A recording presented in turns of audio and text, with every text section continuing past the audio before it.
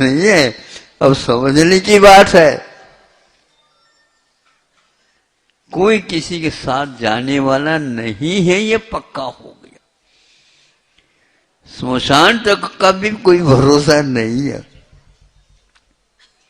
स्मशान में जाने के लिए वे ऐसे ऐसे स्थितियां बता दी, कोई स्मशान भी नहीं, एक आधा किलोमीटर तक, 1 किलोमीटर तक, और इतनी थोड़ी चौड़ाई को लेकर के, गहराई को लेकर के खड्डा डाल दिया, और उसमें जो है एक अर्थी को सब लगा करे। ऐसी स्थिति है, तो मिलना तो दूर है, किंतु वहां पर इस प्रकार एक भी ये स्थान भी नहीं मिला, वहीं के वहीं सब दफना रहे हैं। ये स्थिति हो गई। कौन कौन वहां पर गया, कौन नहीं गया, इसका भी कोई ठिकाना नहीं। किसको कहाँ पर दफनाया गया ये तक ठिकाना नहीं, कुछ छूना नहीं, उधर जाना नहीं, जाने देते नहीं। ऐसा प्रसंग है देशों में हुए हैं, लाखों के लाख, हजारों में वहां पर हो गया। इस सामूहिक पाप कर्म जब उदय होता है तो इस प्रकार का वैचित्र्य अपने जीवन में घटित हो सकता है। बचाने वाले, बचने वाले भले ही कुछ भी कह दे, लेकिन वहां पर कोई भी बच नहीं सकता। आयु कर्म की दीर्घता के ऊपर आधारित जीवन उसको मिलता है, नहीं तो एक क्षण भंगुर है, कहीं भी जा सकते हैं। इसलिए आप अकेले अवतरे, मरे अकेले होय या सब। यही एकमात्र अंतिम वाक्य है। आया था, जा रहा हूं। कहाँ से आया था, कहाँ जा रहा हूं, इसका कोई पता नहीं। वहां पर जाने के उपरांत यह सब लापता हो जाता है। वहां का पुनः श्री गणेश हो जाता है। वहां का परिवार अलग है, वहां का जीवन अलग है, वहां के घर अलग है, वहां के आंगन अलग हैं, वहां के सब पहचान अलग हैं। नई दिखती है, लेकिन वो भी सब पुरानी होती हैं। ये किसी को ज्ञात नहीं होता। भूल भलैया यह संसार है बंधु, इसमें से एक बार रास्ता निकालो, जहां से निकलता वहां से पार हो जाओ। चाहे ये जम्बूद्वीप हो या धात की कंठ हो, चाहे ऐरावत हो, कोई भी हो, वहां पर ये सामग्री मिल गई, सबको भूल जाओ और करो। आत्मा को जानना ही सबसे उत्तम दुर्लभ वस्तु है। बाकी सब जगह देखो, छान करके सब देख लिया, कहीं भी कुछ मिला नहीं, मिल सकता नहीं। आज तक मिला नहीं, मिल नहीं रहा है, तो आगे भी पक्का समझ लो। अब छानना बंद कर दो, ये तो छन्ना बहुत बार फट गए हैं, कुछ मिलने वाला नहीं। वह केवल देखने की एक लोभ हो सकता, और कुछ नहीं हो सकता। अहिंसा परमो धर्म। आचार्य भगवान के साथ सम्यक दर्शन साथ लेकर के जाए नहीं। क्या कहा है देखो, यहां पर ये कहा कि मनुष्य कोई यदि है, देवों से आ जाता, आ सकता है तो कोई बाधा नहीं, नीचे से आ जाता तो कोई बाधा नहीं, किंतु सम्यक दर्शन साथ यदि आयु कर्म का बंध तो तिर्यंचायु का भी नहीं होगा, देवायु को छोड़ करके कहीं भी नहीं जा सकता। मनुष्य से मनुष्य भी यदि बनता है तो भी उसका सम्यक दर्शन अवश्य छूटेगा।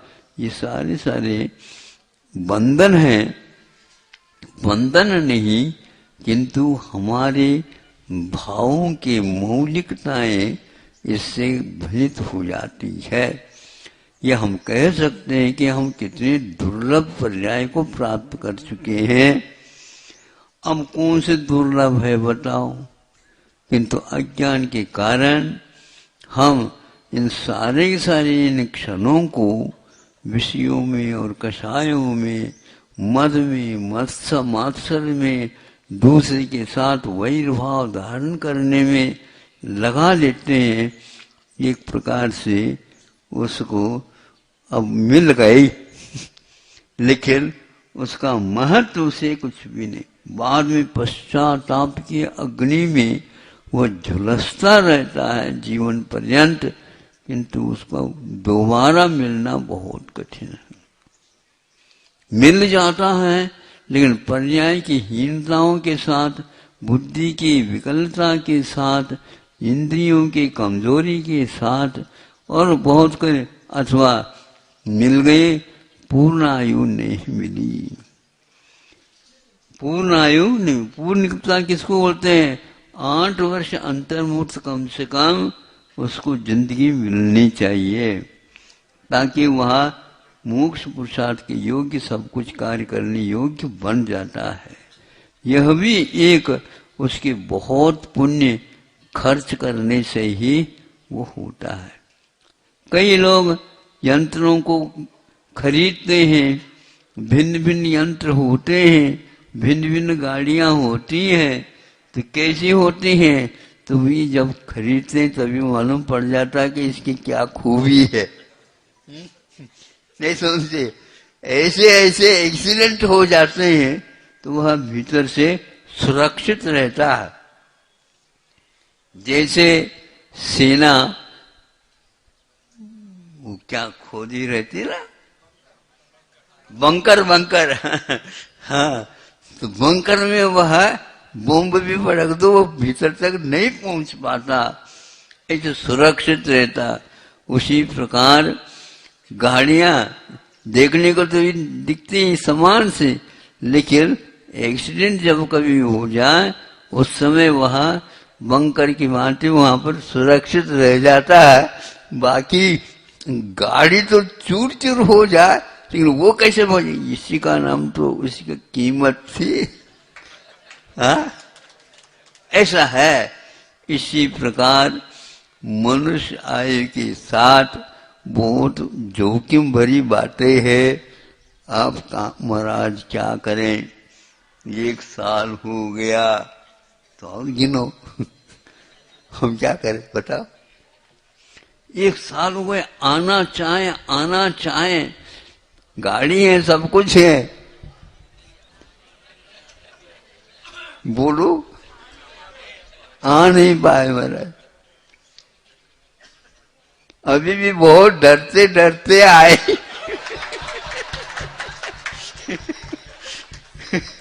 अभी भी बहुत डरते हो, डरने से को छूटता है वो। लेकिन थोड़ा सा साहस हो गया महाराज, कई लोग निकल रहे इसलिए हम भी देख दाख करके निकल रहे। तो वह एक दहशियत इसको बोलते। कर्मों के ऊपर विश्वास रखने के उपरांत भी कुछ असावधानी के कारण कर्म की उदीर्णा हो सकती है। इतना ही नहीं, ऐसे ऐसे प्रसंग हमने सुने तो सुनते हैं ऐसा लगता है क्या विचित्र है ये। घर में है लेकिन छू नहीं सकती। देखो कैसा, मां है और बेटी है, वह रो रही है लेकिन वह उसको पकड़ नहीं सकती, छू नहीं सकते, कोई भी बाहर जा नहीं सकता, कोई भी भीतर आ नहीं सकता, बिल्कुल सील हो गया, पैक हो गया, मंजिलें सब पैक हो गए, कमरे सब स्थिर हो गया है। ऐसे ऐसे विदेशों में स्थितियां आ गई, खिड़कियां बंद है तो बंद ही है, वहां पर कोई नहीं, झांक नहीं सकता। कौन सा कर्म का उदय है? हमारे द्वारा किया हुआ ही कर्म का उदय है। कोई बाहर नहीं आ सकता, चाहे साहूकार हो चाहे गरीब हो, कोई भी हो, दया का पात्र कोई भी नहीं। ऐसी परिस्थितियां महाराज शिकर को देख करके नमोस्तु करके अंथो कर लिया को आकर। एक दिन का होता तो बात अलग है, 2 दिन का होता तो बात अलग है। क्या करें, पानी लाना मुश्किल, टूटी बंद हो गई तो बंद, क्या करेंगे बताओ। अंत समय में छूना देखना तक ये नहीं हुआ, दूर से देखो, पास नहीं जा सकते, बोल नहीं सकते, बुला नहीं सकते, कुछ उसके साथ कुछ भी व्यवहार नहीं करना। सब लोग परिवार के हैं, खड़े दूर से करो। ऐसे कौन सा अशुभ कर्म का उदय आ गया जिसने पूरा व्यवहार आप लोगों के साथ सही सही किया था, लेकिन कर्म यदि उदय में आता है तो इतना वह अंतर डाल करके चला जाता। बहुत अच्छे काम करने वालों के लिए भी ऐसे प्रसंग देखने को मिले, बताते स्मशान में भी कोई नहीं जा सकता। ये सारे जो पुराणिक ग्रंथ बातें जो है वहां पर फेल हो रहे। अंत समय तो हम कुछ कर लेंगे, नहीं कर सकते। वहीं के वहीं उसी रूप में आप जाएंगे। बिल्कुल पैक करते हैं, पुलिस के द्वारा और डॉक्टरों के द्वारा नियुक्त किए, हवा तक नहीं पहुंच सके, कुछ नहीं होगा। ये सब स्थितियां एक प्रकार से कर्म के उदय में हुई।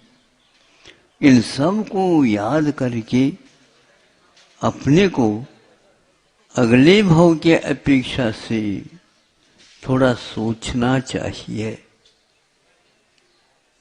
जब तक इसके बारे में सोचेंगे नहीं तब तक कुछ शांति नहीं मिलेगी। ये होते हुए भी हम कुछ कर सकते हैं, यह यदि भाव आता है, यह भी हम लोगों के लिए दुर्लभतम माना जाता है।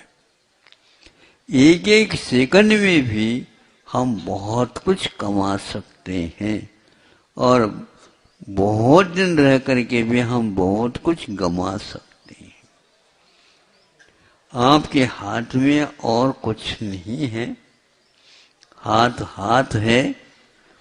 रेखाएं भी कभी कभी काम करती हैं और नहीं भी कर सकती। सामूहिक कर्म का उदय जब रहता तो रेखाएं सब एक सी बन जाती हैं। ये भी देखने को उपलब्ध हुआ। ऐसे देश के देश, वहां पर एक सुनने में आया था, इटली में जब इस प्रकार किसी भी प्रकार करो आप इसमें से बच नहीं सकोगे, ऐसे तो कई व्यक्तियों ने अपने नोट को सड़क पर फेंक दिया। इससे क्या हमारा प्रयोजन सिद्ध होगा जब हम इसके माध्यम से अपने प्राणों की रक्षा नहीं कर सकते। सब कुछ वहां पर है लेकिन उसके लिए इलाज कुछ नहीं है। एक भी व्यक्ति उन नोटों को, बंडलों को हाथ लगाने के लिए बाहर तक नहीं आए। क्या पता उसमें भी फंस गया हो तो क्या करे। मतलब ऐसे वैराग्य के क्षण, ऐसे वेद विज्ञान जिसको बोलते हैं, क्या है इसमें, जिसके लिए हमने गांठ गांठ डाल करके रखा और वह किसी काम के नहीं है, तो इसको हम संग्रह क्यों करें। इसलिए आयु कर्म अलग वस्तु है।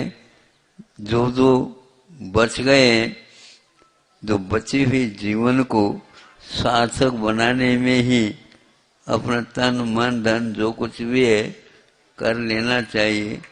बाकी कुछ भी रहने वाला नहीं है।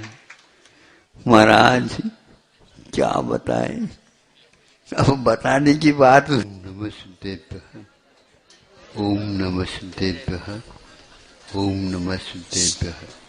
अहिंसा परमो धर्म की, आचार्य गुरुवर श्री कुंद कुंद भगवान की, आचार्य गुरुवर से ज्ञान सागर मुनि महाराज की, आचार्य भगवान श्री विद्यासागर जी महामुनि राज की।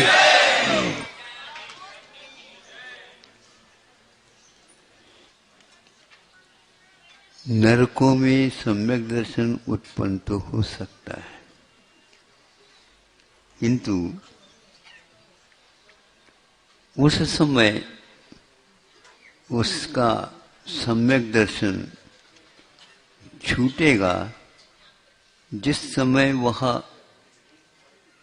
नरकायु के उदय में क्षायिक सम्यक दृष्टि को छोड़ करके,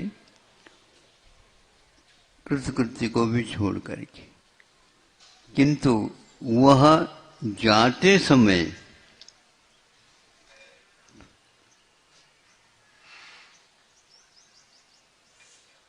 इन सब नरकों से पार करके जहां जिस नरक में जाना है वहां तक उसको सम्यक दर्शन उस समय में नहीं रहेगा। आयु जो ही उदय को प्राप्त हो गई उसका सम्यक दर्शन छूटेगा, फिर जाकर के वहां मिथ्यात्व के साथ ही उत्पन्न होगा। उत्पत्ति के अपेक्षा से ये बात कही, किंतु छठी पृथ्वी से वह वहां से निकल करके यहीं पर ढाई द्वीप में उत्पन्न होगा, कर्म भूमि में उत्पन्न होगा। उस समय वह सम्यक दर्शन साथ लेकर के आ सकता आता है। इसके बारे में आप लोगों को सोचना है कि गतियों के उदय में, आयु कर के उदय में किस प्रकार परिणामों में सम्यक दर्शन के अभाव होने के कारण रौद्रता बनी रहती है, क्रूरता बनी रहती है, और अनेक प्रकार के जितने भी कषाय हैं उन कषायों के उद्रेक में वहां पर चालू हो जाता है। छठी पृथ्वी से भी लेकर के आ सकता है यहाँ तक।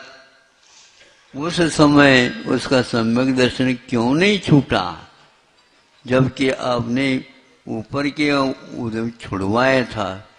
वो इसलिए नहीं छूटता है, उस समय उसका मनुष्यायु का उदय प्रारंभ हो जाता है। मनुष्य आयु के साथ उदय हो गया तो वह निश्चित रूप से वहां से निकलते हुए सम्यक दर्शन यदि है तो उसको ले करके आ सकता। जाते समय वह छूटेगा सम्यक दर्शन, क्योंकि नरकायु का प्रारंभ हो गया विग्रह गति में, उसको इसलिए रह नहीं सकता। इन सब बातों को लेकर के ऐसा लगता है मनुष्य आयु शुभ है, नरकायु अशुभ है। इसी प्रकार यहां से भवनत्रिक भी जाएगा तो कोई भी जाए उसका भी सम्यक दर्शन छूटेगा, और क्षायिक सम्यक दर्शन कृत्य वाला उधर जाता ही नहीं। पक्का है ये, किंतु आते समय भावनात्रय से वो सम्यक दर्शन साथ लेकर के आ सकता है, आता है। दूसरा,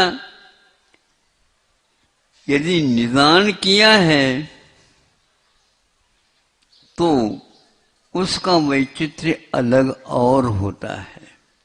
निदान करने वाला स्वर्गों में भी जा सकता है, लेकिन उसके सम्यक दर्शन के बारे में भी यही नियम है। वह महापुरुष भी यदि हुआ, त्रिशला का पुरुष में कोई ऐसा भी मिथ्या दृष्टि होता है तो वह उसका भी छूट जाएगा, मनुष्य आयु के उदय के साथ भी छूट जाएगा, क्योंकि उसके निदान शल्य जो कि भोगाकांक्षा की ओर ले जा रहा है। इसलिए यहाँ से वहाँ जाने के लिए, यहाँ वहाँ से यहाँ आने के लिए इसमें बहुत सारे ऐसे प्रश्न जिज्ञासाएं उत्पन्न हो सकती हैं, जो कर्म सिद्धांत के माध्यम से उनको सबको हम हल कर सकते हैं। परिणामों को हम करने वाले हैं, लेकिन परिणामों को हम जान नहीं पाते। सर्वज्ञ देव ने इसको सब स्पष्ट देख करके हम लोगों को बताया कि इस प्रकार मनुष्य आयु के उदय के साथ आप लोग मनुष्य आयु के साथ ही आप एक प्रकार से तीर्थंकर आदि प्रकृतियों का बंध कर सकते हैं। अन्य समय में इसका बंध संभव नहीं। प्रारंभ किया पीछा से, यहीं पर आप विचार कर सकते हैं कि मनुष्य भाव की इतनी दुर्लभता क्यों है।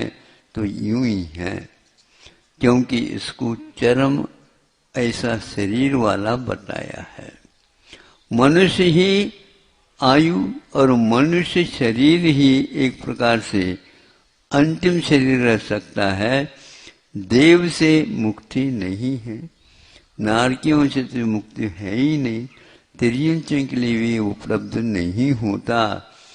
इसलिए देव जो सर्वार्थ सिद्धि का भी क्यों ना हो, वहां से वहीं से बहुत योजनाओं का कमी रहती है, लेकिन नहीं, यहाँ पर आपको आना पड़ेगा, टिकट तो यहीं पर मिलेगा।